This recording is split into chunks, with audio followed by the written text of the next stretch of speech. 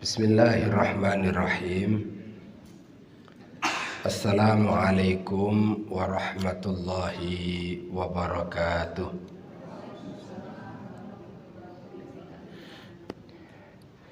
Innal hamdalillah nahmaduhu wa nasta'inuhu wa nastaghfiruh wa na'udzu billahi min syururi anfusina wa min sayyiati a'malina.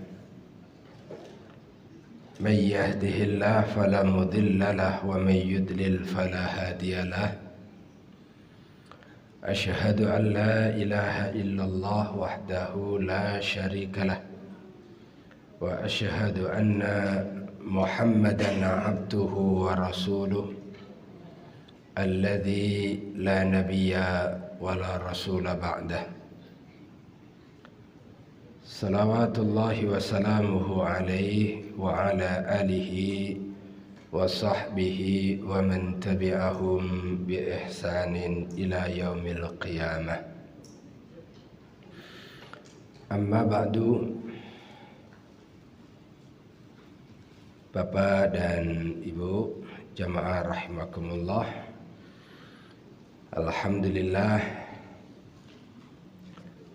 pagi menjelang siang hari ini kita kembali dipertemukan.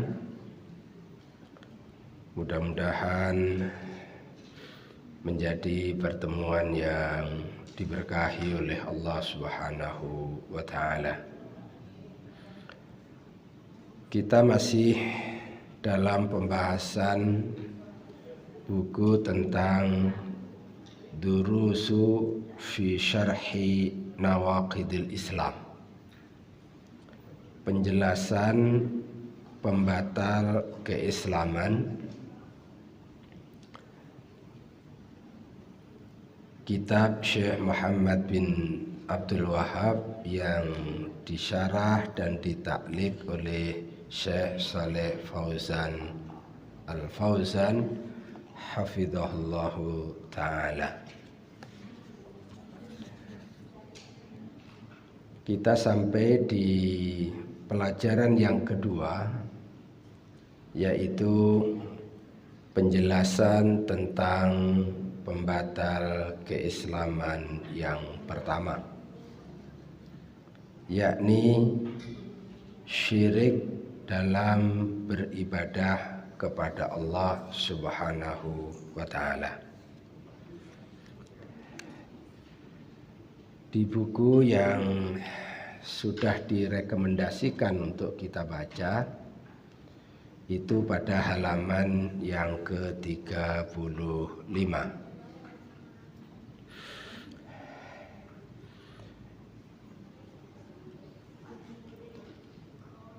Beliau mengingatkan kembali kepada kita terhadap apa yang dikhawatirkan dan diperingatkan oleh baginda Rasulullah sallallahu alaihi wasallam terkait dengan bahaya dari fitnah dan syubhat terhadap agama ini. Hadis itu beliau cantumkan di halaman 36 hingga halaman 37. Hadis yang diriwayatkan oleh Imam Muslim, Al-Imam At-Tirmidzi dari sahabat mulia Abu Hurairah radhiyallahu an, di mana Rasulullah sallallahu alaihi wasallam bersabda, dan ini pernah kita bacakan, innaha satakunu fitanun kaqita'il lailil mudlim yusbihur rajulu fiha mu'minan wa yumsi kafiran wa yumsi mu'minan wa yusbihu kafiran yabi'u dinahu bi'aradim minad dunya.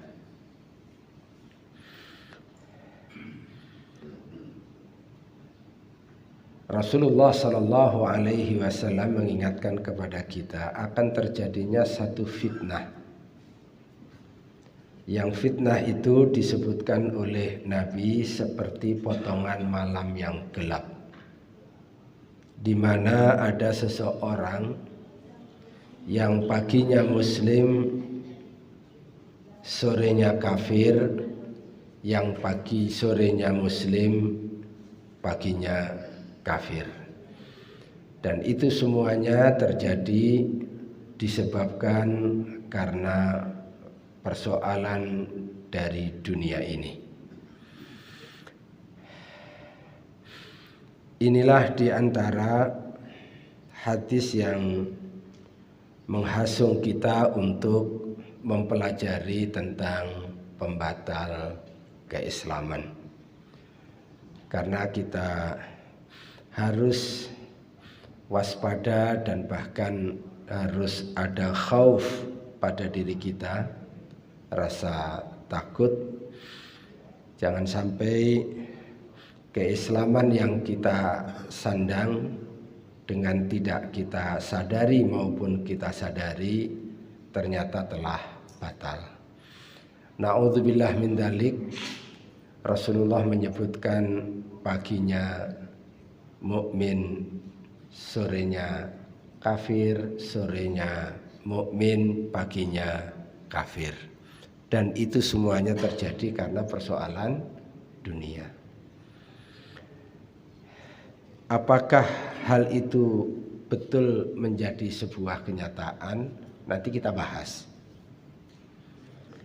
Dan kita yakini bahwa apa yang diperingatkan oleh Nabi Shallallahu Alaihi Wasallam adalah sebuah kebenaran adanya, dan karena itu kita perlu mewaspadai.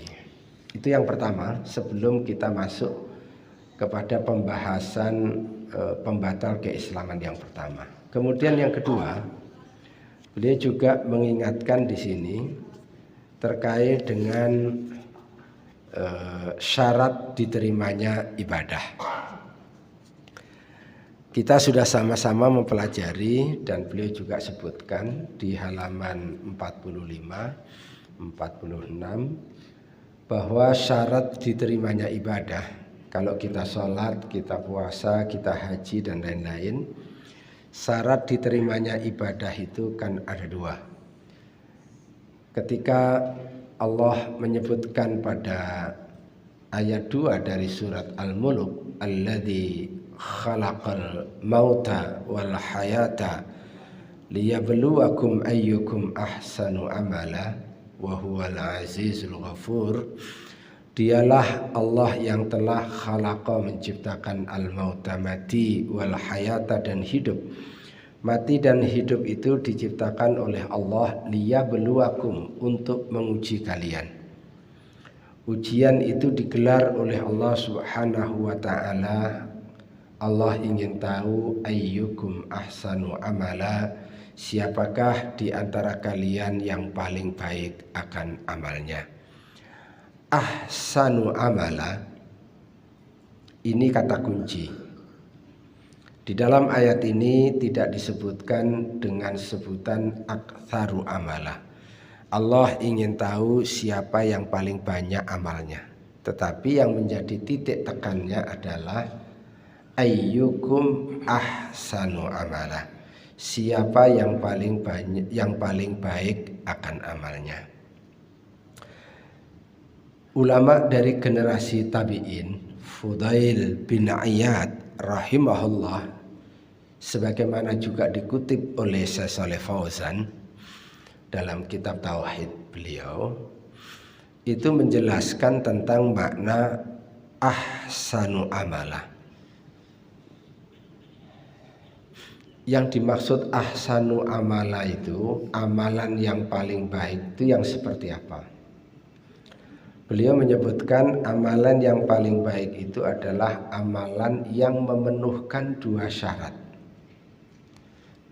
Yang pertama adalah akhlasuhu, amalan yang paling ikhlas.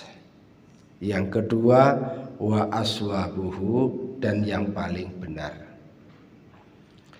Lalu kepada beliau dikonfirmasi, yang paling ikhlas itu maksudnya apa, wahai Abu Ali?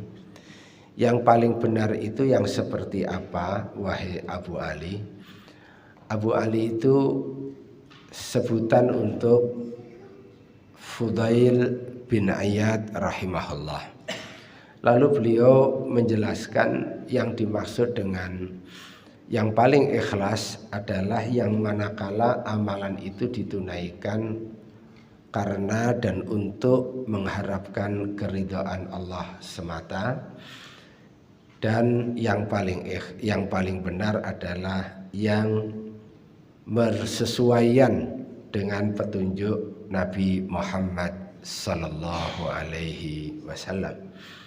Maka kemudian ada istilah ikhlas dan ittiba.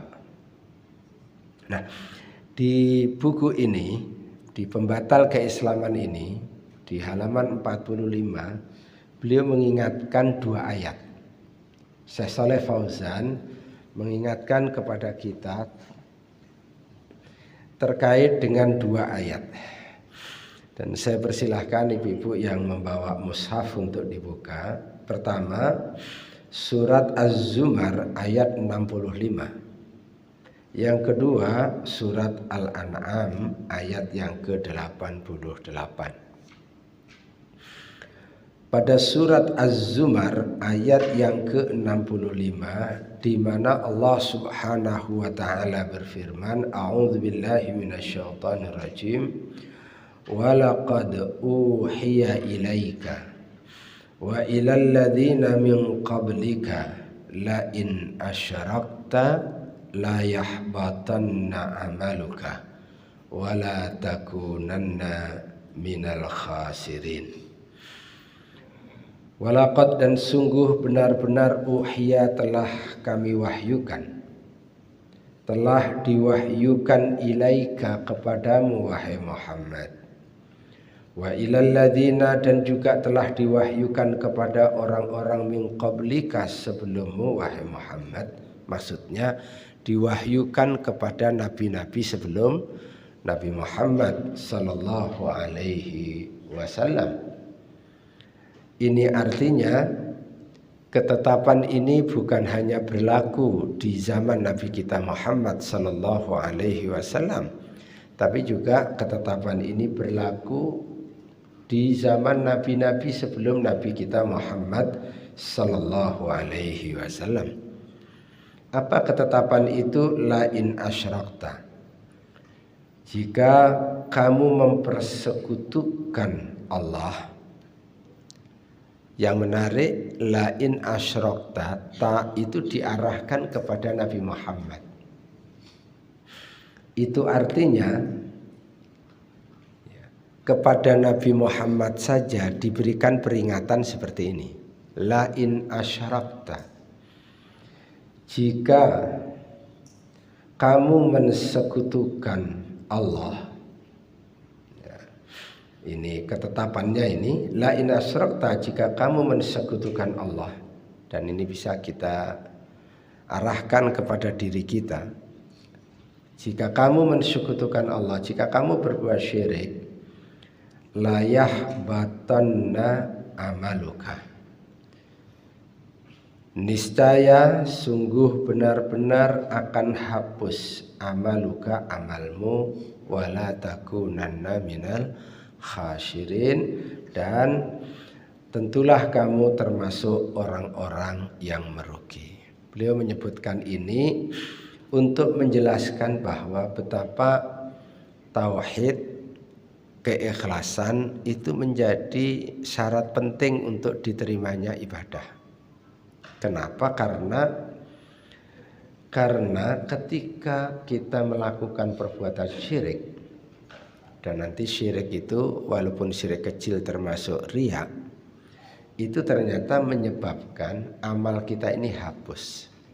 Nanti ada pembahasannya, apa perbedaan akibat dari syirik besar dan apa akibatnya dengan syirik kecil. Perbedaannya seperti apa? Nanti beliau akan jelaskan. Jadi poinnya beliau mengingatkan lagi ya betapa pembatal keislaman itu perlu dipelajari dengan baik. Dan salah satu pembatal keislaman itu adalah mensekutukan Allah. Ini kita sedang membahas pembatal keislaman yang pertama, yaitu berbuat syirik. Karena kalau syirik yang dilakukan itu menjadikan amal ibadah kita ini terhapus dan menyebabkan ya tidak diterimanya amal. Karena syarat diterimanya amal itu ya harus atas dasar tauhid, atas dasar ikhlas, dan syirik adalah bertentangan dari itu.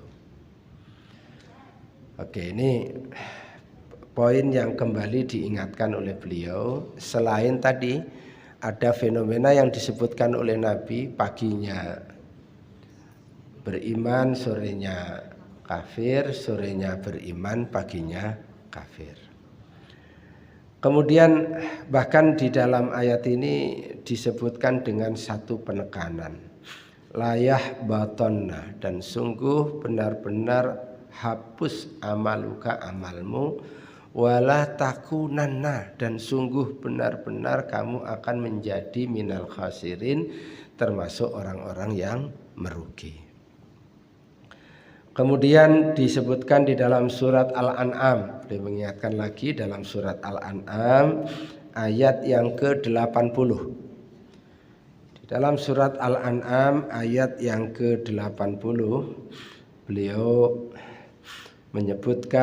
menuliskan satu ayat di mana Allah SWT berfirman, walau asyraku lahabita anhum makanu ya'malun. Seandainya mereka mempersekutukan Allah, niscaya lenyaplah dari mereka amalan yang telah mereka kerjakan. Jadi seandainya mereka mempersekutukan Allah, lenyaplah seluruh amalan yang telah mereka kerjakan.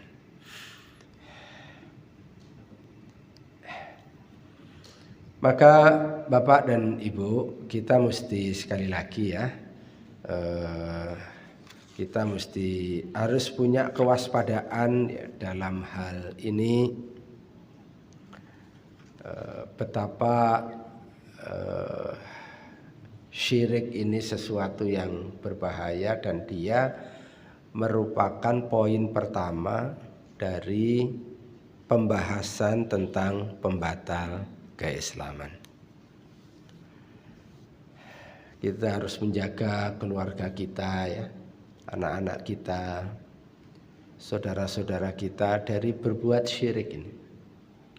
Dan untuk itu maka kita perlu dengan penuh keikhlasan, dengan keseriusan ya, memahami tentang syirik ini. Memahami tentang syirik, kadang-kadang orang melakukannya karena dia tidak menyadari bahwa itu adalah perbuatan syirik. Baik, jamaah rahimakumullah, kita akan lanjutkan kepada pembahasan yang terlanjutkan pembahasan 2 bulan yang lalu, dan hari ini kita masuk pada halaman 50 tentang macam-macam syirik. Macam-macam syirik. Beliau rahimahullah menyebutkan bahwa syirik ini ada dua. Syirik ini ada dua. Enggak, kalau yang syirik ini ada dua, penjelasan lebih lanjut ini disebutkan oleh Syekh Shalih Fauzan hafizahullah. Ya. Syirik itu ada dua kata beliau. Yang pertama adalah syirik akbar. Yang kedua adalah syirik asghar.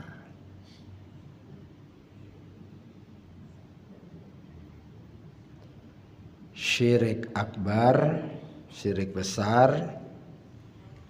Yang kedua adalah syirik asghar.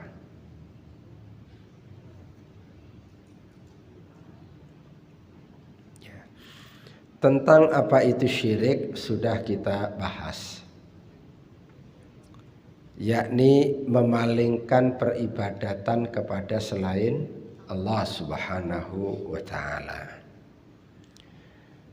Di pembahasan ini beliau menyebutkan dan mengawali dengan membahas tentang keburukan atau dampak yang buruk yang ditimbulkan oleh syirik besar. Dampak buruk yang ditimbulkan oleh syirik besar, akibat dari syirik besar. Yang pertama, Bapak dan Ibu, beliau menyebutkan dampak buruk yang ditimbulkan oleh syirik besar ini menyebabkan pelakunya disebut sebagai musyrik, atau nanti dalam bahasa yang lain pelakunya disebut kafir. Ya. Dampak buruknya pelakunya disebut kafir atau pelakunya disebut musyrik. Kita pernah bahas di sini tentang kisah pemilik dua kebun. Dua istilah disebutkan sekaligus dalam kisah pemilik dua kebun. Istilah kufur, istilah syirik. Mudah-mudahan masih ingat. Tapi yang saya ingin sebutkan di sini adalah bahwa beliau menyebutkan dampak buruk dari pelaku syirik adalah pelakunya itu disebut musyrik atau disebut kafir.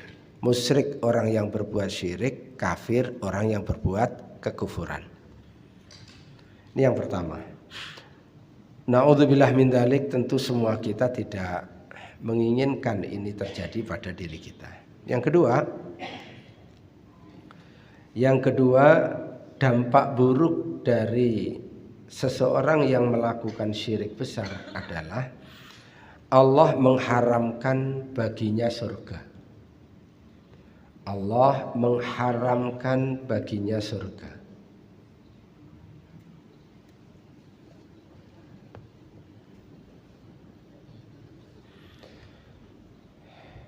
Allah mengharamkan baginya surga dan dia berada di neraka kekal untuk selama-lamanya. Kalau Allah haramkan baginya surga berarti tempatnya di dalam neraka dan dia berada di dalam neraka kekal untuk selama-lamanya.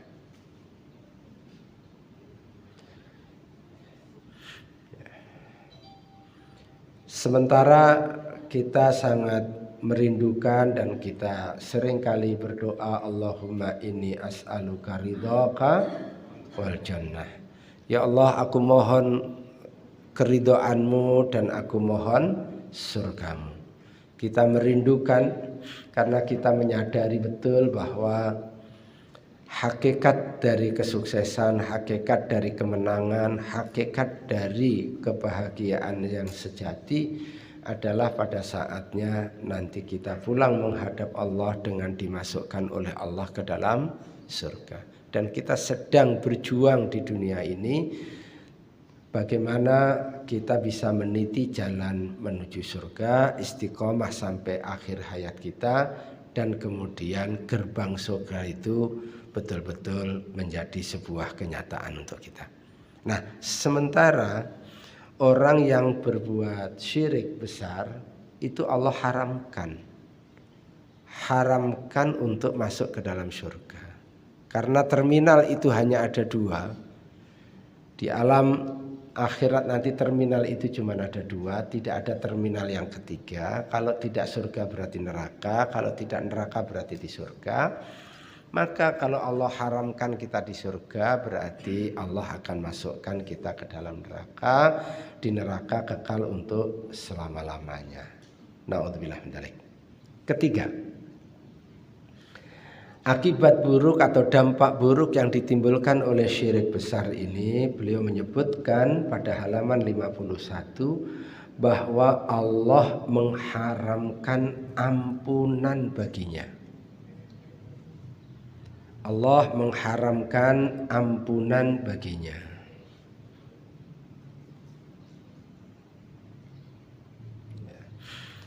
Allah mengharamkan ampunan baginya.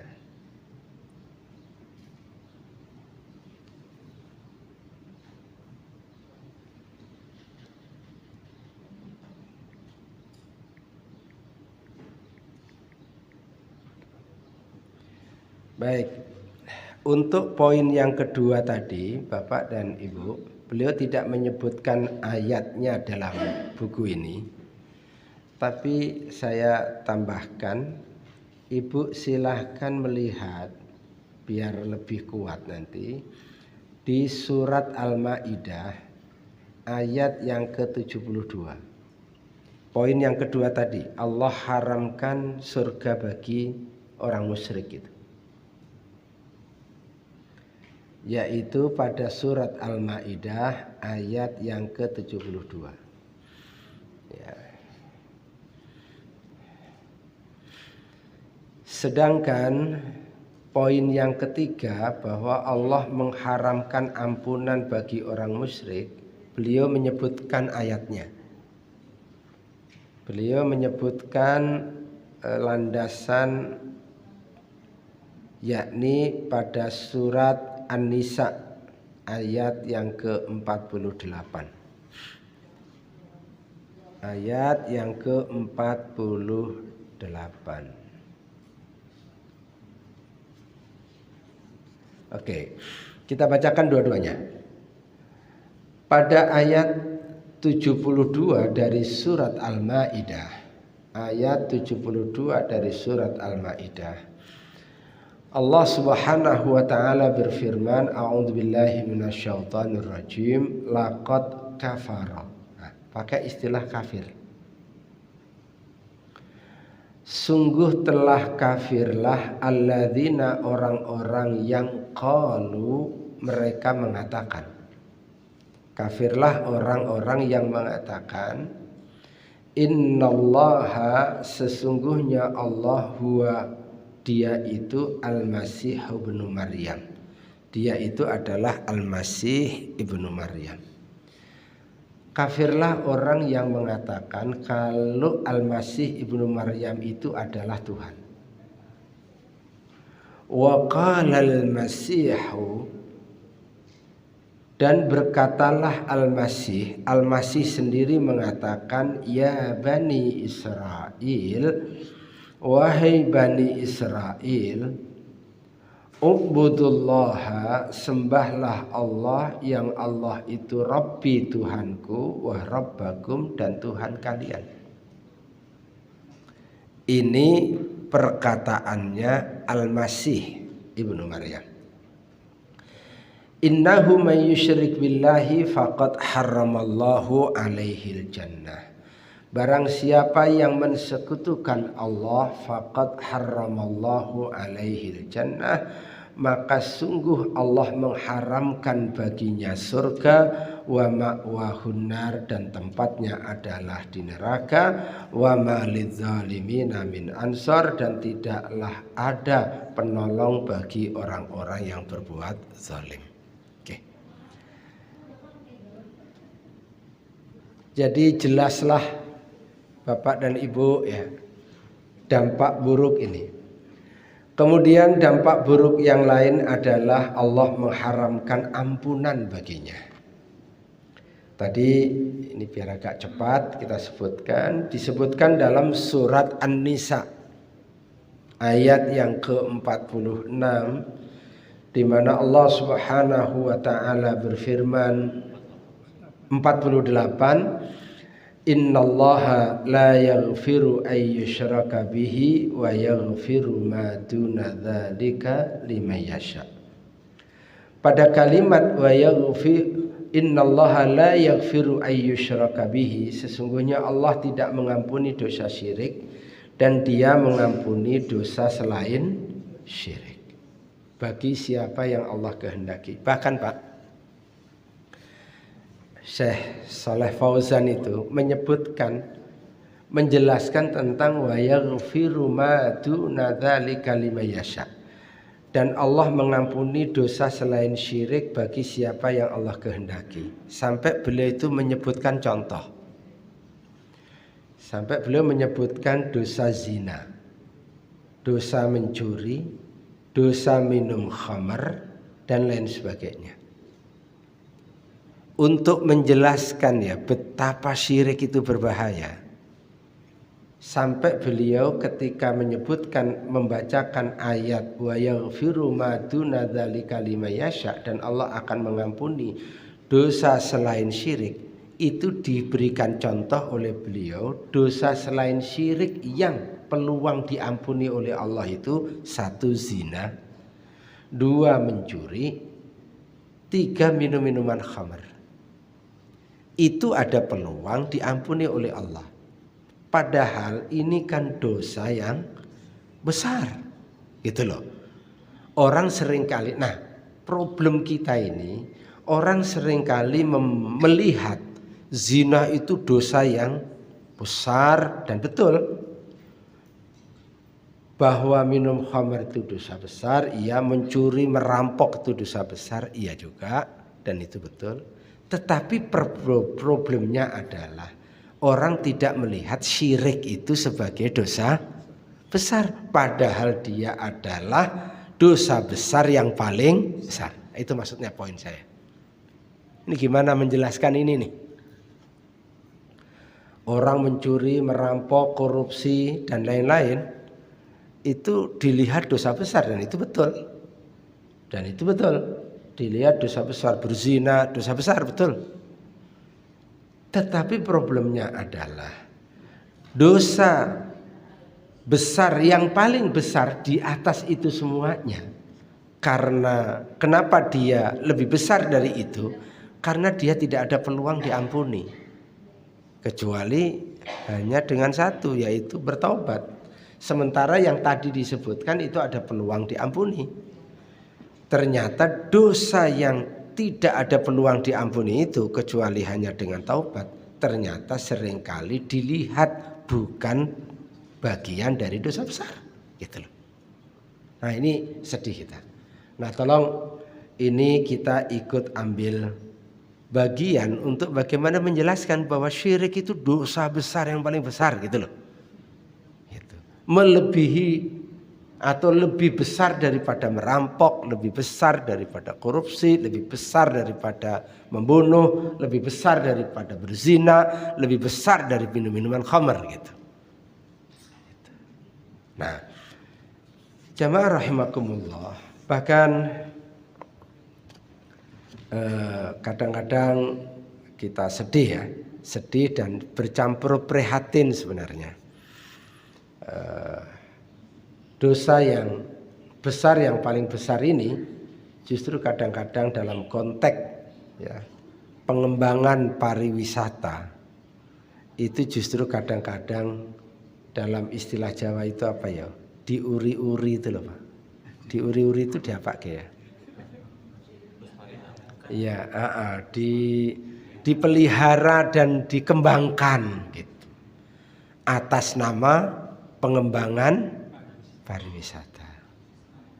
Ya Allah. Ya, orang-orang di pariwisata mesti membaca ayat-ayat ini. Dan saya pernah dialog sama kepala pariwisata satu provinsi, pas satu pesawat duduk berdekatan. Karena saya kenalan dan saya tahu beliau adalah kepala pariwisata di salah satu tempat, maka saya masuk diskusinya soal ini. Soal syirik, soal pengembangan pariwisata. Ya, mudah-mudahan itu menjadi tertunaikan kewajiban saya untuk menyampaikan. Toh yang harus dikembangkan dari sisi pariwisata masih banyak, tanpa harus menyentuh pada wilayah kesyirikan. Oke. Baik, yang keempat sekarang. Yang keempat, Syekh Shalih Fauzan pada halaman 52 menyebutkan syirik itu membatalkan seluruh amal. Nah, tadi yang sudah kita sebutkan. Syirik itu membatalkan seluruh amal perbuatan. Dia bukan mengurangi, Pak, membatalkan seluruh amal. Dia bukan mengurangi, membatalkan. Mau amalan hajinya, mau amalan baca Qur'annya, mau amalan sholatnya, amalan apa saja terbatal, batal disebabkan karena dia melakukan syirik besar. Nah, kembali beliau menyebutkan kaitannya dengan ayat 65 dari surat Az-Zumar yang tadi sudah kita bacakan. Surat Az-Zumar ayat 65.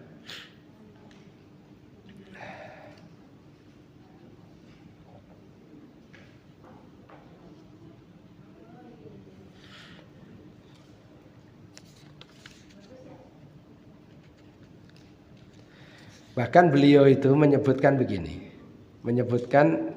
beliau itu menjelaskan terkait dengan ayat ini, Pak.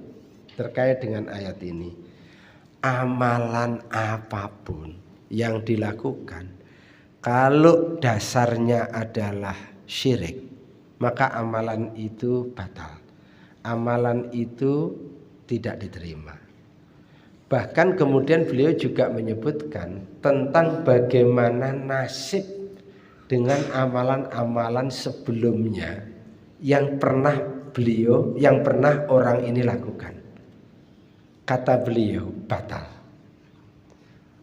Karena syirik ini bukan hanya membatalkan sebagian, tapi membatalkan keseluruhan.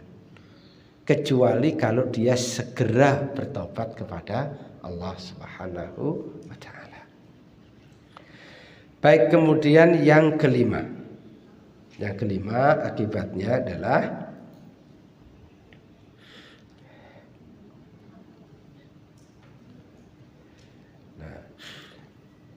kelima, kesyirikan itu membolehkan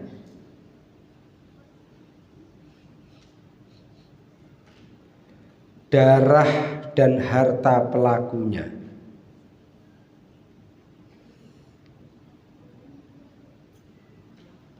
dan menjadikan dia wajib untuk diperangi.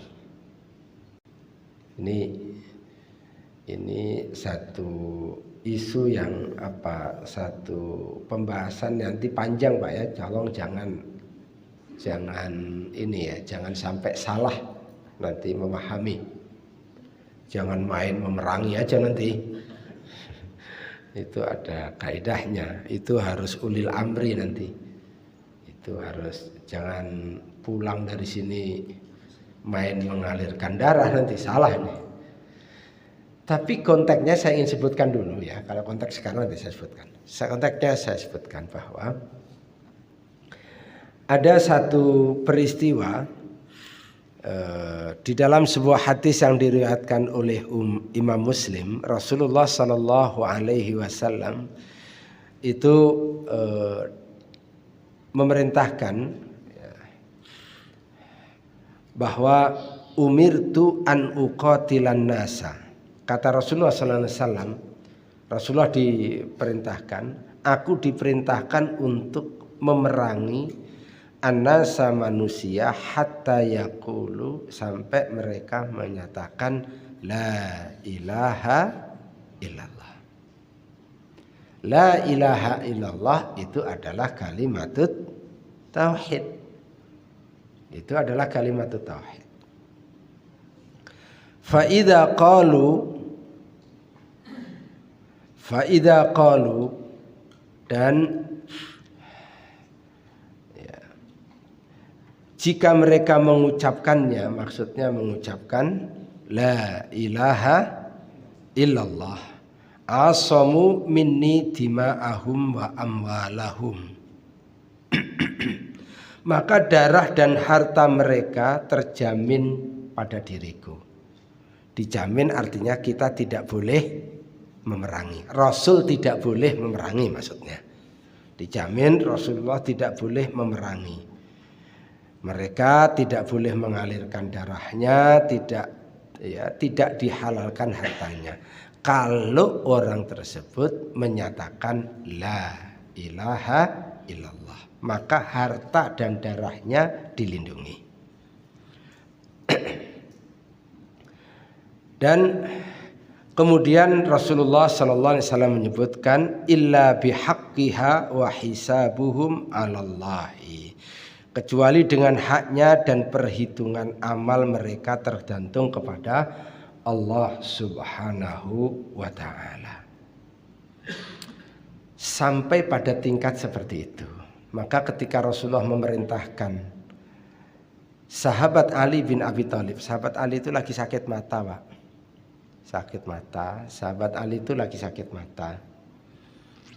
Lalu Rasulullah bertanya kepada sahabat yang lain, di mana Ali? Disebutkan oleh sahabat kalau Ali sedang sakit mata. Panggil dia.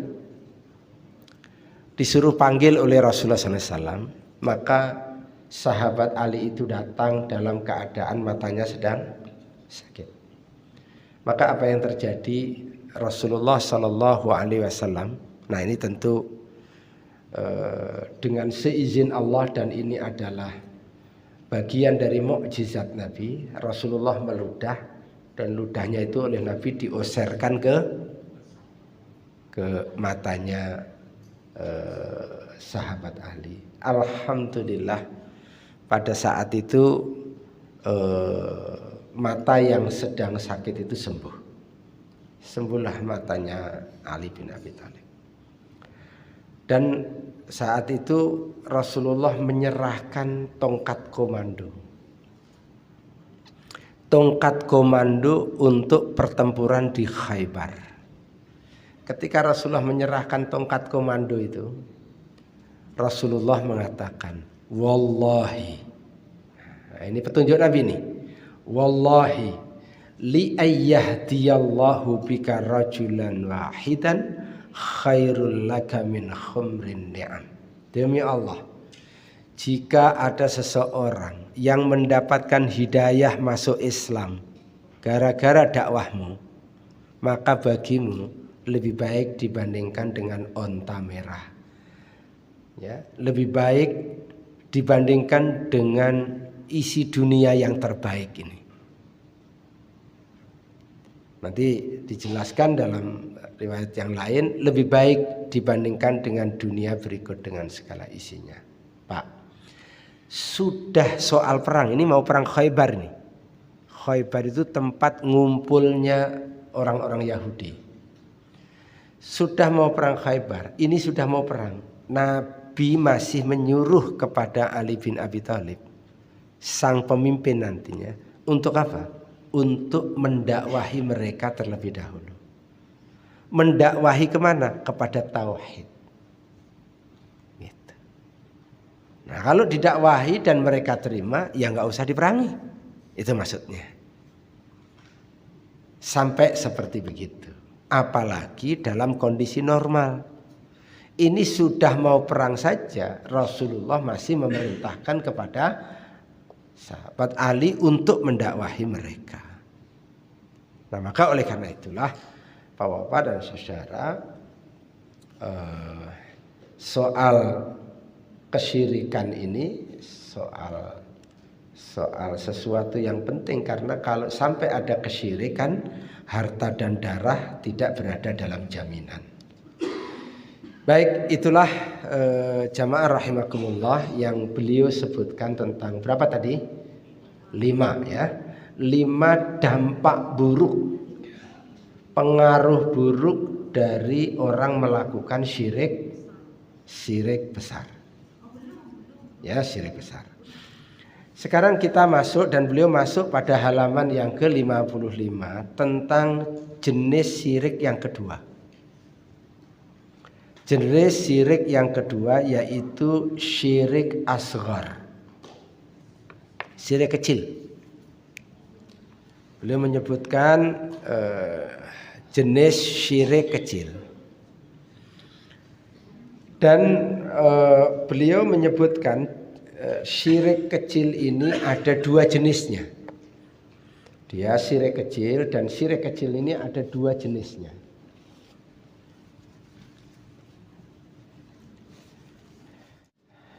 Ya. Yang pertama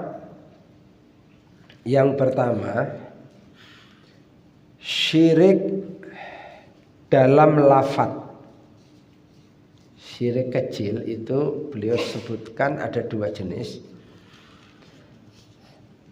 Syirik yang pertama syirik dalam lafaz. Seperti bersumpah dengan selain Allah. Bersumpah dengan selain Allah. Yang kedua syirik khafi. Syirik khafi itu artinya syirik yang samar-samar, syirik yang khafi tidak terlalu nampak. Syirik khafi.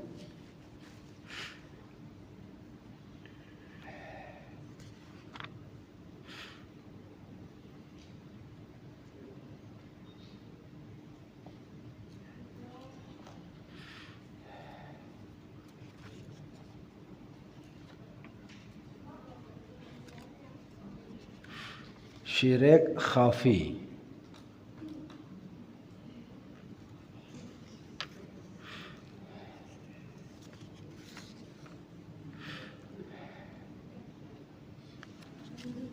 Ya.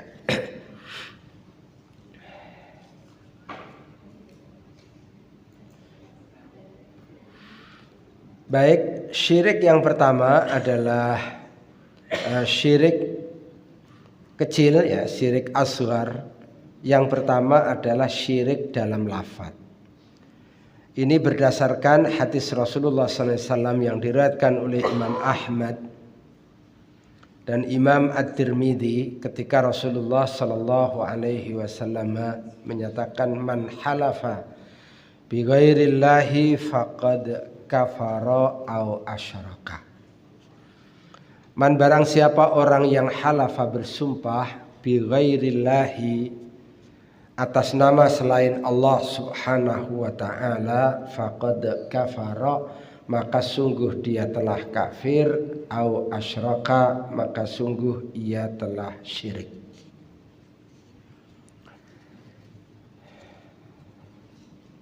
Na'udzubillah min dzalik, ya, jangan sampai ada yang mengatakan demi Allah dan demi Rasulullah. Enggak ada demi Rasulullah itu.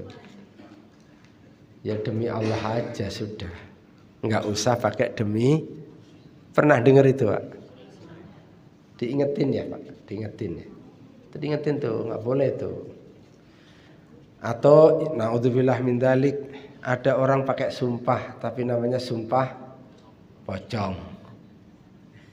Saya kemarin lihat di Glodok situ di itu. Ada orang karyawan sampai sumpahnya pakai sumpah pocong karena ada barang yang kehilangan. Ada barang yang hilang, disumpah. Suka baru ngeh saya, orang sumpah pocong itu begitu ya. Memang disuruh pakai kain kafan itu rupanya. Pakai kain kafan. Itu namanya sumpah pocong. Naudzubillah, itu syirik. Ya. Jangan bersumpah itu hanya kepada Allah Subhanahu wa taala. Itu termasuk syirik, itu termasuk kufur. Syekh Shalih Fauzan memasukkan itu di dalam syirik kecil. Dalam pembahasan ini beliau memasukkan ini contoh dalam syirik dalam lafaz. Dan syirik dalam lafaz itu dimasukkan dalam bagian dari syirik kecil. Itu beliau menyebutkan begitu. Kemudian yang kedua, tadi apa yang kedua? Syirik khafi. Syirik yang samar. Syirik yang samar ini beliau menyebutkan contohnya adalah riya. Contohnya adalah riya. Ini yang cantik. Dan yang sepadan nanti dengan riya itu namanya sum'ah. Sum'ah.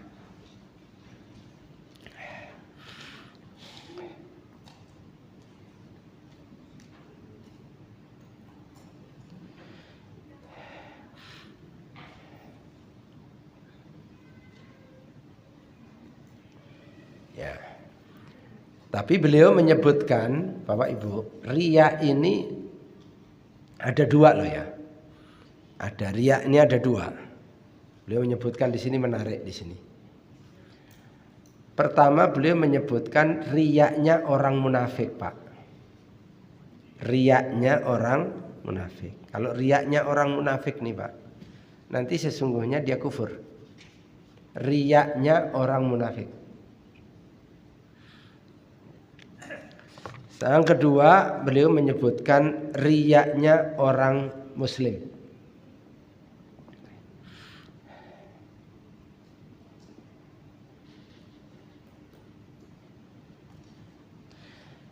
Nah, riyanya orang munafik ini berada di lapisan neraka paling bawah.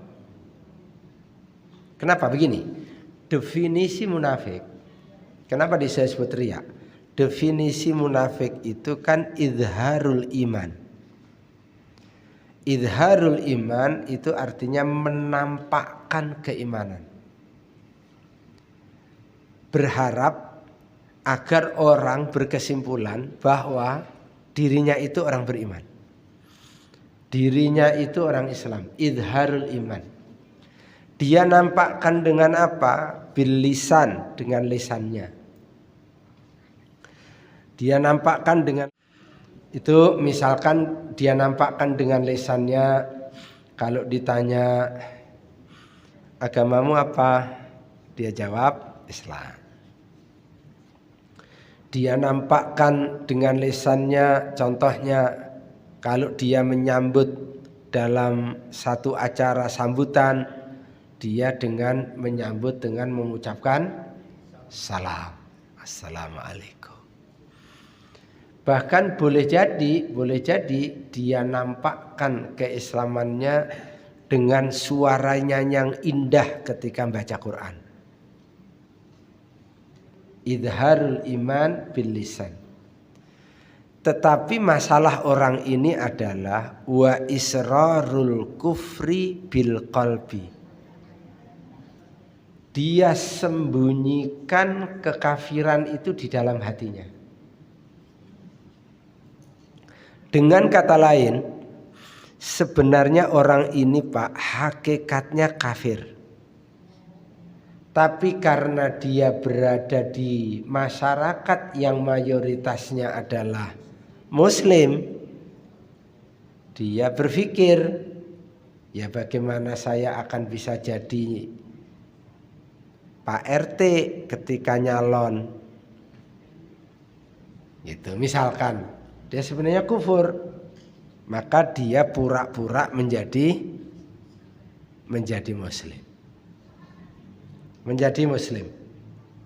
Nah, ini yang dimaksud dengan syirik yang terjadi atau riya yang terjadi pada orang-orang munafik. Riya yang terjadi pada orang munafik ini. Itu. Riya yang terjadi pada orang munafik itu seperti itu. Bapak-bapak, di dalam sejarah kita kenal dengan nama siapa? Kita kenal dengan nama siapa, Pak, tokohnya? Abdullah bin Ubay bin Salul. Jangan lupakan nama ini. Ini tokoh munafik. Abdullah bin Ubay bin Salul. Itu kalau sholat di belakang Nabi, Pak. Abdullah bin Ubay bin Salul itu sholat di belakang Nabi. Bahkan nanti di dalam Al-Quran disebutkan tidak ada ayat yang turun yang terbaru kecuali dia tahu. Berarti orang ini, bahasa mudahnya kita, kayaknya nggak pernah absen ngaji deh. Gitu. Dia nggak pernah absen tuh hadir di pengajian, kira-kira gampangnya. Karena tidak ada ayat yang terbaru yang dibacakan oleh Nabi kecuali dia tahu.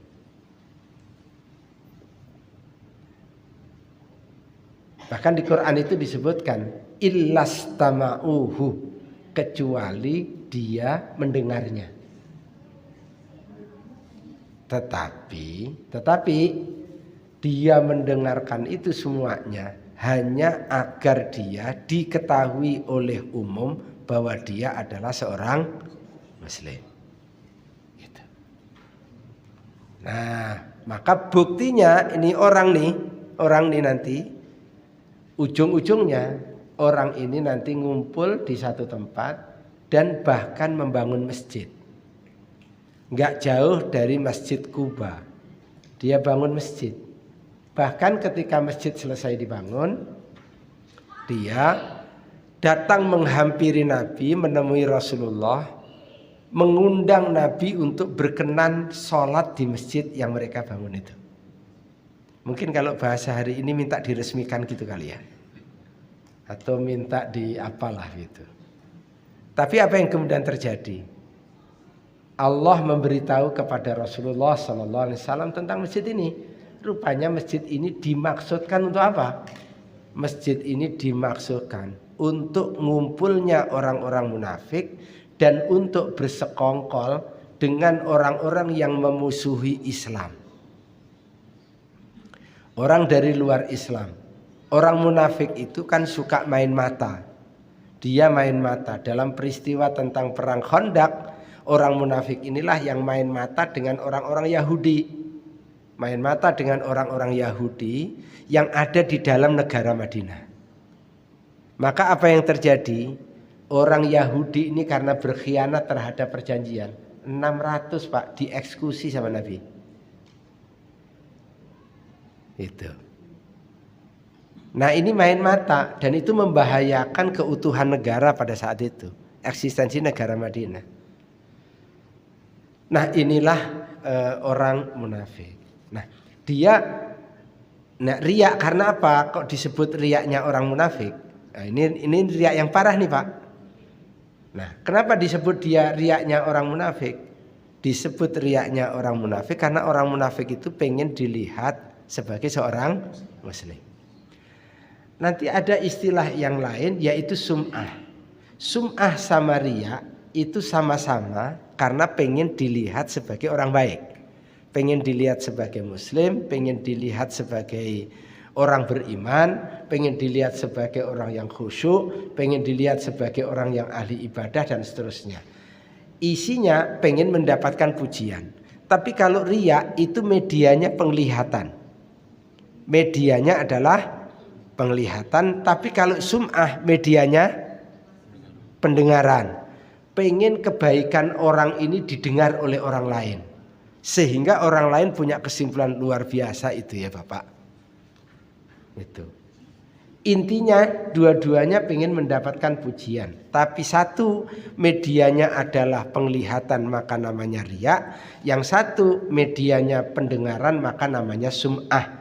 Sum'ah itu satu akar kata dengan as-sam'u pendengaran, riya itu nanti satu akar kata dengan penglihatan. Begitulah. Ini orang-orang munafik dan kenyataan ini ada di zaman Rasulullah sallallahu alaihi wasallam. Bahkan saya ingin mengingatkan waktu perang Uhud jumlah pasukan kaum muslimin berapa Bapak Ibu? Awalnya jumlah pasukan Islam itu berapa berangkat dari Masjid Nabawi? 1000. Waktu terjadi perang Uhud berapa jumlah kaum muslimin? Hanya 700. Pertanyaannya yang 300 kemana? Nah, yang 300 disersi. Siapa biang dari disersi ini? Abdullah bin Ubay bin Salul, tokoh munafik. Ini model orangnya begitu. Disersi Pak. Itu kan menyakitkan hati. Maka sering kali disebut musuh dalam Islam. Oke. Tapi nanti ada pertanyaan gini, Ustaz, itu jelas Nabi tahu kalau itu munafik, kenapa nggak dieksekusi? Itu suka ada pertanyaan. Kalau Yahudi kenapa oleh Nabi dieksekusi? Tapi kalau munafik kenapa sama Nabi tidak dieksekusi? Baik, saya bocorkan satu saja yang penting ya, agar supaya nanti paling enggak ada jawaban Bapak dan Ibu ya. Nanti ini kalau dibahas agak panjang. Bapak dan Ibu, masalahnya begini Pak. Kalau Yahudi, semua masyarakat umum kan tahu kalau dia Yahudi. Dia bukan Muslim. Tapi kalau orang munafik, masyarakat itu semua tahu kalau dia memang orang Islam. Itu Pak. Maka Nabi itu luar biasa. Orang itu, orang secara umum mengetahui orang ini Muslim, orang ini Islam. Maka kenapa oleh Nabi tidak dieksekusi? Kalau Nabi mengeksekusi mereka, nanti akan berkembang fitnah luar biasa dan itu sulit untuk terbendung bahwa Nabi ternyata membunuh saudara seagama. Maka orang munafik itu tidak dieksekusi Pak gara-gara itunya. Gitu. Tapi kalau orang musyrikin Quraisy dihadapi oleh Rasul. Orang Yahudi dihadapi oleh Nabi. Gitu. Jelas dia. Tapi kalau orang munafik dan yang mengkisahkan atau menjelaskan tentang orang munafik di dalam Al-Quran lebih banyak atau lebih sedikit dibandingkan dengan orang kafir? Lebih banyak.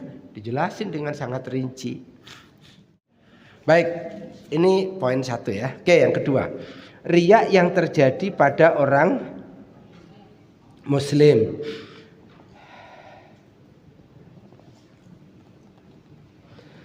Di dalam ada satu ayat Quran, kemudian nanti kita sebutkan ya, termasuk syirik khafi ini adalah Ibu lihat.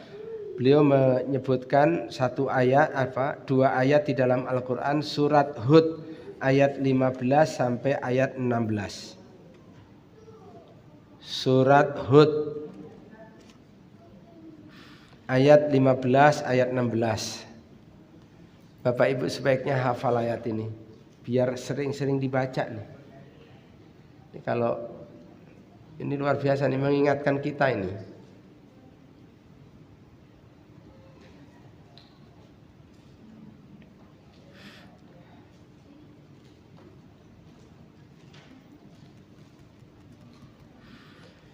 Baik, Allah Subhanahu wa taala berfirman, "Man kana yuridul hayatad dunya wa zinataha nuwaffi ilaihim a'malahum fiha wa hum fiha la yubkhasun.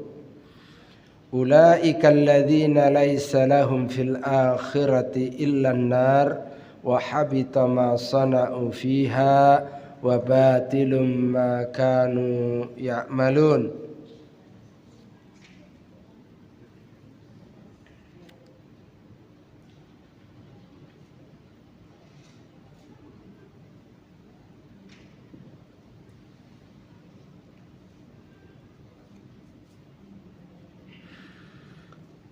Man barang siapa orang yang kana adalah yuridu, dia menghendaki al hayatad dunya, kehidupan dunia, dia menginginkan dunia, wa zinataha, dan perhiasannya, dia menginginkan dunia dan perhiasannya. Kalau itu yang dia inginkan, nuwaffi ilaihim a'malahum, maka Allah akan memberikan balasan pekerjaan mereka itu di dunia dengan sempurna. Nuwaffi ilaihim a'malahum fiha wa hum fiha la yubkhasun, dan mereka di dunia tidak akan dirugikan. Pak, kalau siapa orang yang orientasi harapannya itu dunia dengan seluruh perhiasannya, maka Allah akan memberikan sesuai dengan apa yang mereka inginkan itu dan mereka tidak dirugikan. Ya. Tetapi peringatannya di ayat ini disebutkan ulaikal ladzina laisa lahum fil akhirati illan nar wa habita ma sana'u fiha wa batilum ma kanu ya'malun. Ulaika mereka itu alladzina orang-orang yang laisa tidak mendapatkan lahum bagi mereka fil akhirati nanti di akhirat illa kecuali annaru neraka.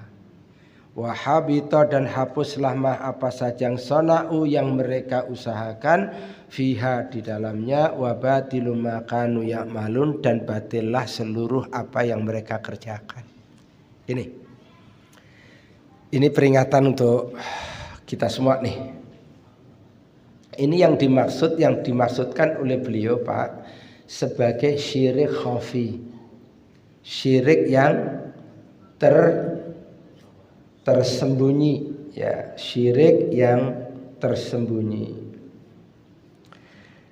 Syekh Shalih Fauzan menyebutkan ayat ini Pak kaitannya dengan haji, puasa, dakwah, ceramah kayak saya nih, menuntut ilmu, belajar tahsin tadi, ibu-ibu belajar tahsin tadi, belajar sholat, ya, belajar tahsin, kuliah jurusan agama, kuliah belajar ulumus syar'i. Kalau semua itu dilakukan, nikah termasuk ya. Kalau semua itu dilakukan, tujuannya adalah, orientasinya adalah dunia dengan seluruh perhiasannya, maka janji Allah akan kasih sama dia sesuai dengan nawaitunya. Kalau dia rajin, dia kemudian sungguh-sungguh belajarnya, walaupun niatnya hanya dunia, maka Allah akan berikan. Nuwafi ilaihim, Allah akan berikan balasan pekerjaannya itu dengan sempurna. Wa hum fiha la yubkhasun, dan Allah tidak akan rugikan dia. Dan Allah akan kasih itu semuanya. Kalau memang itu yang menjadi orientasinya. Hajinya karena dunia, menuntut ilmunya karena dunia, belajar Islamnya karena dunia, semuanya ya, sedekahnya karena dunia, ya, karena ingin dipuji oleh orang, karena macam-macam dunia dengan seluruh perhiasannya, maka Allah akan kasih.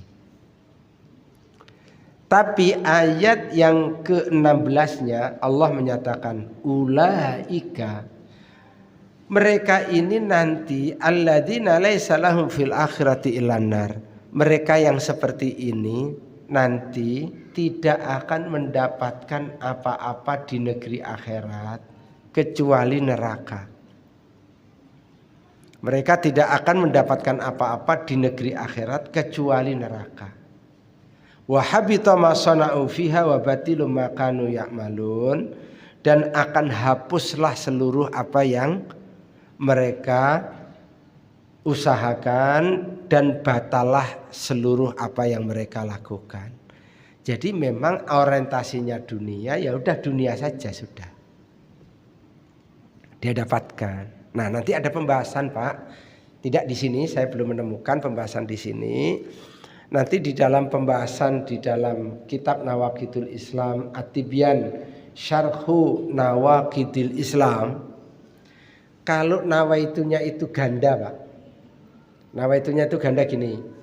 Ibu sedekah, sedekahnya itu karena Allah iya, tapi juga karena ingin dilihat oleh orang, ujungnya ingin dipuji oleh orang, iya juga. Dua berarti ganda. Maka ini jatuhnya syirik kecil. jatuhnya syirik kecil. Syirik kecil itu akibatnya amalan yang tadi dilakukan hapus. Amalan yang dilakukan tadi itu hapus. Itu syirik kecil, Pak. Yang kedua, dia kena dosa. Dosa melakukan syirik itu. Akibat buruknya amalan yang dilakukannya tadi hapus. Itu dua. Tapi kalau dia sedekah nih, sedekah nganterin sapi untuk korban. Sapinya sapi limusin. Nah, misalkan gitu ya. Sapinya pakai survei terlebih dahulu, jangan sampai ada yang lebih gede dari sapi dia, misalkan. Coba disurvei sekian hari di komplek ini, jangan sampai ada yang sapi yang lebih bagus dari sapi dia. Kalau ada dengar yang lebih bagus, maka dia akan segera cari yang lebih bagus lagi. Ketika itu dilakukan memang 100% karena ingin dipuji oleh orang. Gitu. 100% memang sepenuhnya karena ingin dipuji dan tidak ada niat ibadahnya sama sekali, maka ini jatuhnya syirik besar. Jatuhnya syirik. Akibat dari yang seperti ini, akibatnya bukan hanya korbannya tadi yang tidak diterima dan dia terkena dosa syirik kecil, tetapi yang tadi yang 100% bukan karena Allah itu, yang semata-mata dunia tadi, maka itu akan mengakibatkan hapusnya seluruh amal dari sejak angka 1 sampai amal yang terakhir yang dia lakukan saat itu.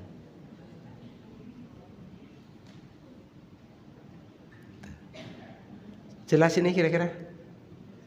Jelas ya? Begitu. Nah, itulah bedanya nanti itu syirik kecil atau syirik besar ya. Itulah bedanya, itu syirik kecil atau syirik besar. Nah, maka oleh karena itu Bapak-bapak, ini mesti hati-hati soal syirik ini. Apalagi syirik yang tersembunyi. Kalau ke kuburan gitu ya, kalau pakai jimat itu kan kelihatan tuh. Pak keris gitu kan kelihatan tuh. Nah, ini yang syirik tersembunyi loh. Sholat toh. Orangnya itu sholat toh.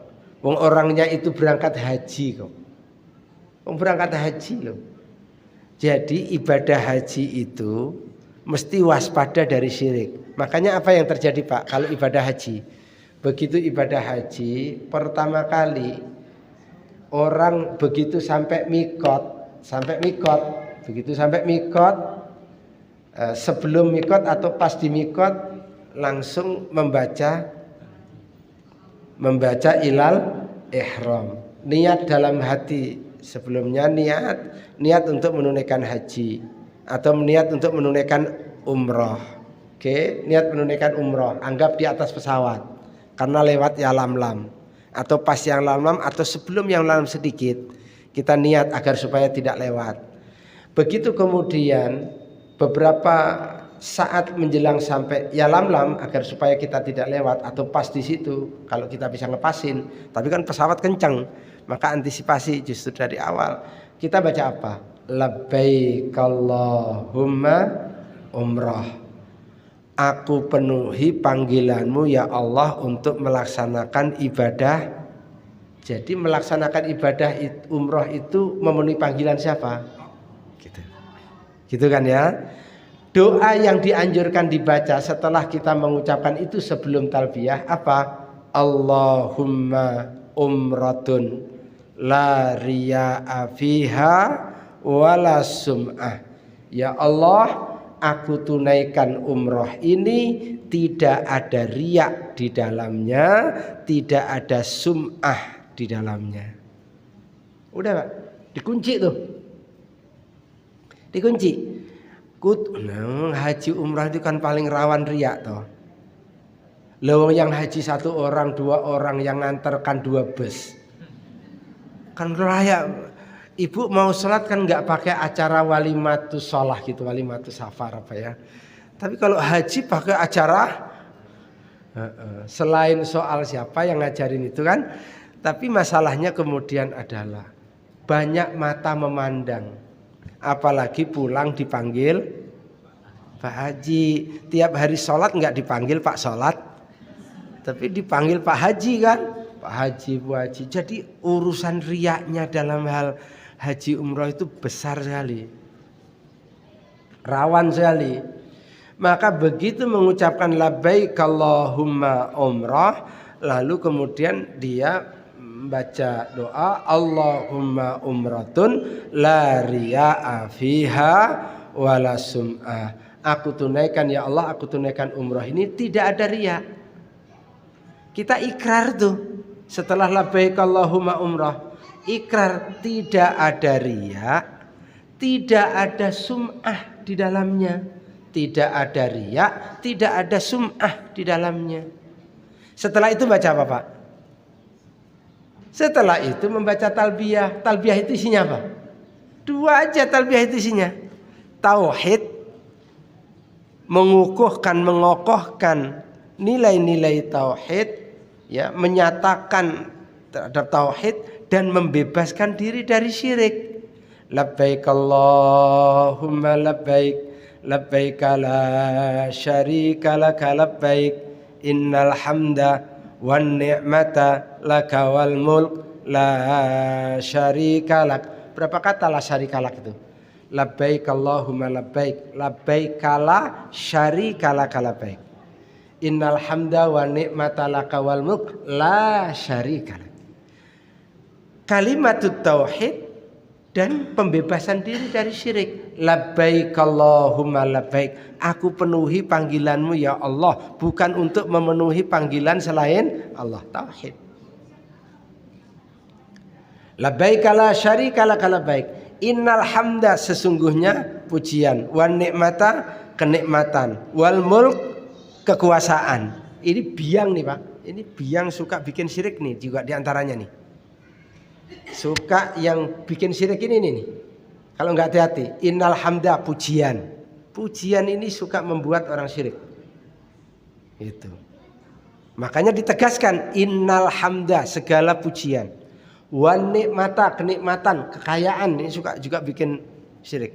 Orang datang ke Gunung Lawu kan karena pengen pesugihan. Orang pada ini innal hamda wan nikmata laka wal mulk, kekuasaan, bikin syirik. Nanti ada Tuhannya kekuasaan, ada Tuhannya harta, ada Tuhannya pujian, popularitas. Nah, dalam haji itu, dalam haji umrah, langsung diucapkan talbiyah Pak. Innal hamda wan ni'mata laka wal mulk. Ujungnya mengatakan apa? La syarika lak. Nah, Syekh Shalih Fauzan ketika menjelaskan ayat ini nih, ayat surat Hud ayat 15 ayat 16 ini, beliau menyebutkan ini kaitannya dengan seperti haji, puasa, sedekah, zakat, sholat, nuntut ilmu syar'i. Kalau itu tujuannya dunia, gitu. Kalau itu tujuannya adalah dunia, walaupun Rasulullah menjanjikan haji dan umroh itu, ya, haji dan umroh itu keutamaannya bukan hanya menghapuskan dosa-dosa. Ini kalau menghapuskan dosa seringkali disosialisasikan. Haji itu menghapuskan dosa. Tapi jangan lupa, haji itu juga menghapuskan kefakiran. Haji umroh itu menghapuskan kefakiran. Itu menghapuskan kefakiran. Tidak ada gara-gara haji dan umrah orang menjadi miskin. Sampai disebutkan oleh Nabi itu sangat visual. Seperti ada benda karatan, lalu kemudian dikasih cairan, maka karatannya itu akan hilang. Nah, kefakiran itu insya Allah akan hilang. Dosa itu insya Allah akan hilang dengan umroh dan haji yang ditunaikannya. Nah, maka oleh karena itu kita mesti hati-hati. Baik, untuk melengkapi Bapak dan Bu, saya bacakan satu lagi. Rasulullah SAW dalam konteks ini ya, ini lebih pada kita. Rasulullah SAW mengatakan, ala ukhbirukum bima huwa akhwafu alaikum indi minal masihid dajjal. Maukah kalian aku tunjukkan, aku beritahukan kepada kalian apa yang aku khawatirkan atas diri kalian bagiku. Jadi bagi Rasulullah itu sangat khawatir terjadi pada umatnya melebihi daripada kekhawatiran Rasulullah terhadap dajjal. Itu. Ya Rasulullah, para sahabat menjawab, ya Rasulullah maulah. Rasulullah kan mau tunjukin apa yang dikhawatirkan oleh Nabi. Yang Rasul itu lebih khawatir terjadi pada umatnya daripada dibandingkan dengan Al-Masih Ad-Dajjal. Lalu kemudian Rasulullah Shallallahu Alaihi Wasallam menjawab, melanjutkan, qala ar-riya'u. Yang paling dikhawatirkan oleh Nabi itu namanya riya. Ya Allah, ini kalau Ibnu Qayyim Al-Jauziyah menyebutkan riya itu kadang seperti lautan yang tak bertepi, Pak. Sulit sekali kita ini terhindar dari riya nih. Itu ar-riya, kata Rasulullah sallallahu alaihi wasallam. Dan bahkan Rasulullah menjelaskan yang riya itu seperti apa? Yaqumu ahaduhum fayusalli fayuzayyinu salatahu lima yara min nadhari rajulin ilaihi. Kata Rasulullah SAW, riya itu seperti orang yang sholat. Dia membaguskan bacaannya dicakepin, dia bagusin. Tapi ternyata nanti gerakannya dibagusin, disempurnain. Tapi semuanya itu rupanya karena di belakangnya ada yang lihat, ada yang mengetahui, dan dia ingin mendapatkan apresiasi dari orang itu. Berat, Pak. Mohon maaf nih. Kalau kayak begini nih modelnya, yang Rasulullah lebih takut dibandingkan dengan Dajjal. Pak, siapa di antara kita yang nggak pernah kena begini, Pak? Berat, Pak. Mau haji, mau umroh, mau sholat, mau sedekah, mau apa coba? Tidak mudah. Maka inilah yang beliau itu menyebutnya ini adalah syirik khafi. Syirik khafi, syirik yang tersembunyi, ya. Syirik yang tersembunyi. Baik, dua syirik khafi tadi contohnya adalah syirik khafi itu adalah riya. Dua riya sudah kita sebut. Riyanya orang munafik dengan riyanya orang yang muslim. Riyanya orang muslim. Kalau riyanya orang munafik sejatinya dia kafir. Sejatinya memang dia kafir karena pada hakikatnya dia ini sebenarnya adalah orang kafir. Tapi kalau orang yang beriman sebenarnya kan dia beriman. Yang kita harus hati-hati, Pak. Yang kita harus hati-hati. Jangan sampai ya orientasinya keseluruhan. Biasanya kalau orang beriman mungkin ada riyanya. Riyanya itu lebih tadi itu. Kadang-kadang ada yang nyelinep. Ada yang nyelinep karena selain Allahnya ada. Tapi nanti beliau juga sebutkan kalau itu segera diiringi dengan banyak istighfar dan mohon ampun kepada Allah Subhanahu wa taala, mudah-mudahan itu semuanya diampuni oleh Allah Subhanahu wa taala. Nanti kita akan jelaskan apa perbedaan syirik besar dengan syirik kecil secara lebih khusus. Tapi ini waktunya kayaknya udah siang. Nanti insya Allah kita akan lanjutkan di halaman 58 terkait dengan perbedaan syirik besar dan syirik kecil.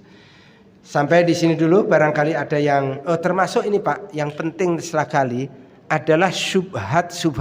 Ini kita belum jelasin yang tentang model syirik-syirik besar tadi ya. Nanti kita coba akan rinci ya. Dan syubhat yang terjadi di tengah masyarakat terkait dengan soal syirik. Begini, saya bocorkan sedikit. Bapak-bapak, dan beliau juga sebut angkat ini. Masyarakat kita ini sering mengatakan begini, ya, yang syirik itu kan yang nyembah berhala. Kan nyembah berhala yang syirik itu. Wong saya ini ziarah kubur kok dibilang syirik. Kan yang syirik itu yang nyembah berhala. Yang nyembah berhala itu yang syirik. Ini kan saya berziarah dengan ziarah kubur ke tempatnya kuburan orang-orang yang soleh, orang-orang pejuang yang mengajarkan Islam. Gitu misalkan, masa itu disebut sebagai syirik? Nah, gimana menjelaskan itu? Hal-hal seperti itu misalkan. Ini praktek dalam kehidupan. Ada juga yang menyebutkan apa? Ini kan bagian dari ikhtiar. Ini kan ikhtiar. Kan ikhtiar harus. Muncul lagi. Yang ketiga, suka ada yang bilang, mengatakan begitu. Itu yang ngajarin Pak Haji kok Tat. Gitu. Yang hajarkan Pak Haji dan Pak Haji itu bilang kok bahwa ini yang menyembuhkan Allah loh ya. Bukan saya loh ya. Allah yang menyembuhkan, bukan saya. Gitu. Maka dia nggak ngajarin syirik tuh. Wong dia bilang kok ini yang menyembuhkan Allah. Mintanya kepada Allah loh ya, bukan minta kepada saya. Tapi prakteknya disuruh bawa ayam yang semuanya hitam, tidak ada putihnya, misalkan begitu, dan harus begini dan seterusnya. Nah ini gimana? Nah ini hal-hal praktis yang sering terjadi di tengah masyarakat. Subhat ini sering kemudian terjadi. Nah bagaimana membahas ini? Tapi juga di sisi yang lain, jangan sampai kita gampang menjustifikasi. Karena orang yang terlibat dalam kesyirikan itu beragam Bu.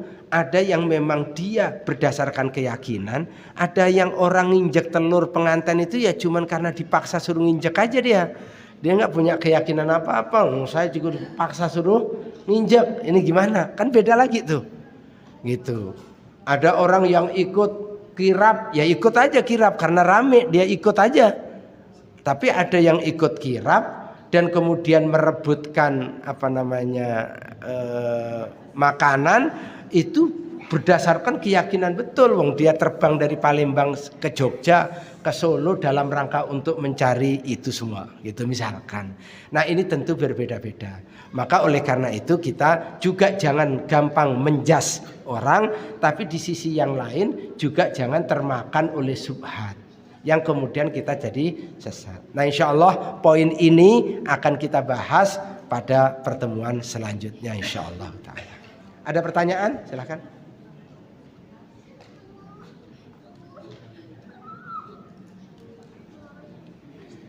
Ya silakan Bapak, mangga. Yeah. Antara ikhtiar dan syirik itu samar-samar beda-beda tipis ya Ustaz. Iya. Misalkan dalam kita berobat Ustaz. Ya. Kadang-kadang kita punya sugesti atau punya ini. Ya. Kalau kita berobat di dokter A lebih bagus daripada di dokter B. Oke. Kita mengesampingkan Allah lah yang menyembuhkan gitu. Ya. Sehingga terbangun sugesti kalau kita lebih baik nih di dokter B, di dokter A ini pasti kita akan sembuh gitu. Timbang kita di dokter B. Apakah itu masuk syirik kecil atau syirik besar? Oke, baik, makasih. Yang pertama, tauhid kita harus meyakini faidza maridtu fahuwa yashfin. Kalau aku sakit, Allah yang menyembuhkan. Poin ini, ayat ini sering saya mengaji kalau kumpul sama dokter-dokter. Kemarin ngaji sama FKUI 90, kita ngajinya soal ini.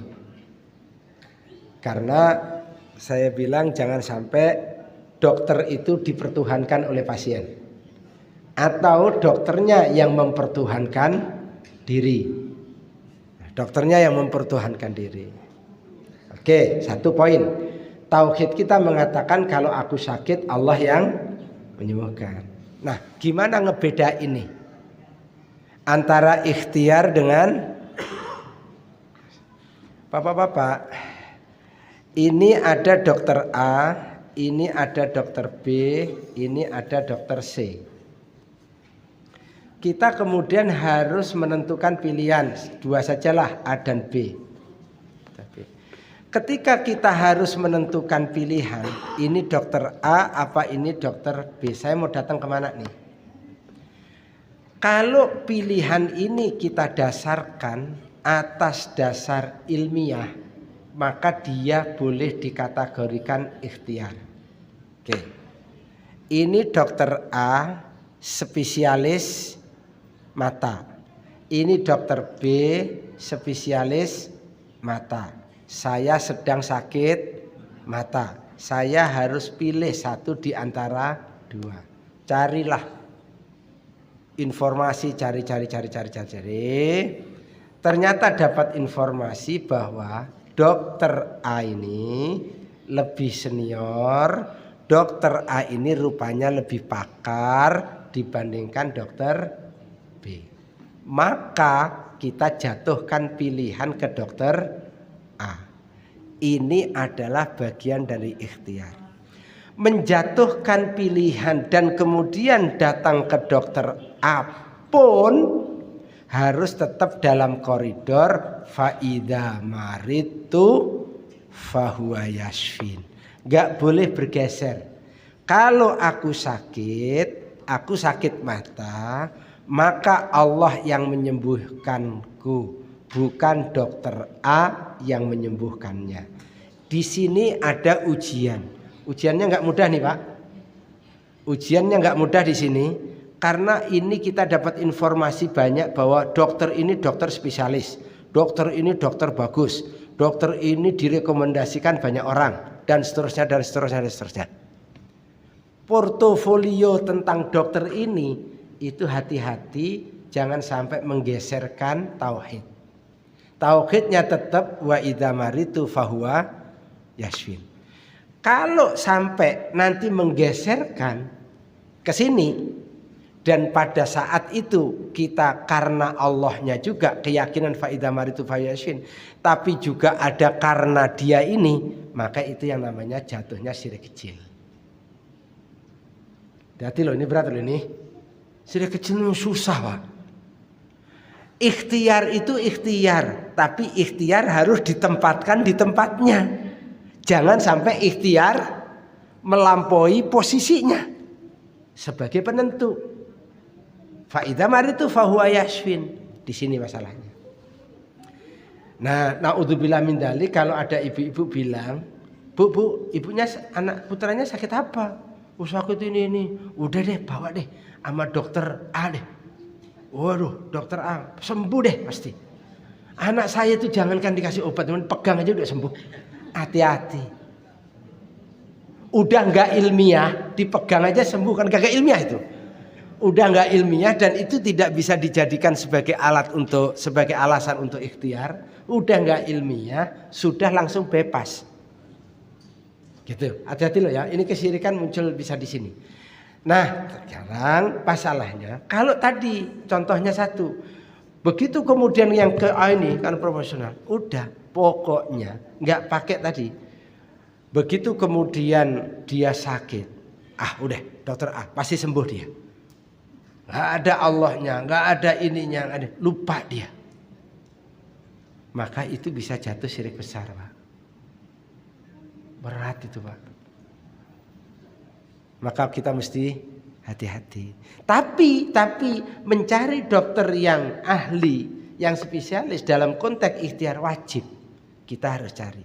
Maka harus dikunci dengan fa idza maritu fahuwa yashfin. Kalau aku sakit, Allah yang menyembuhkan.